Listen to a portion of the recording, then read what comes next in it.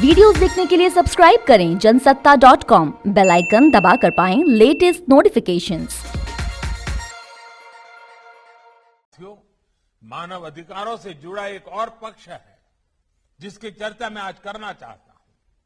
हाल के वर्षों में मानव अधिकार की व्याख्या कुछ लोग अपने अपने तरीके से अपने अपने हितों को देखकर करने लगे हैं। एक ही प्रकार की किसी घटना में कुछ लोगों को मानव अधिकार का हनन दिखता है और वैसी ही किसी दूसरी घटना में इन्हीं लोगों को मानव अधिकार का हनन नहीं दिखता।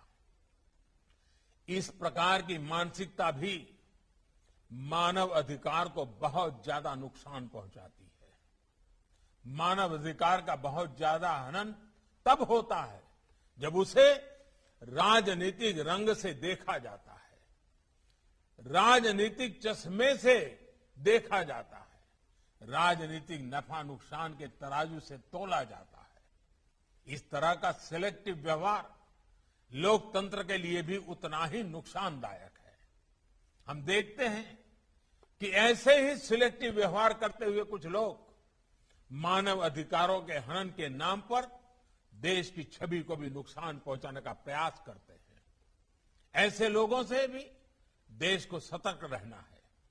साथियों, इन महिलाओं को पीढ़ी दर पीढ़ी प्रॉपर्टी पर मालिकाना हक नहीं मिलता था। जब सरकारी आवास योजना का घर उनके नाम पर होता है तो उन माताओं बहनों की डिग्निटी बढ़ती है। साथियों, बीते वर्षों में देश ने अलग अलग वर्गों में अलग अलग स्तर पर हो रहे इनजस्टिस को भी दूर करने का प्रयास किया है। दशकों से मुस्लिम महिलाएं 3 तलाक के खिलाफ कानून की मांग कर रही थी। हमने ट्रिपल तलाक के खिलाफ कानून बनाकर मुस्लिम महिलाओं को नया अधिकार दिया है।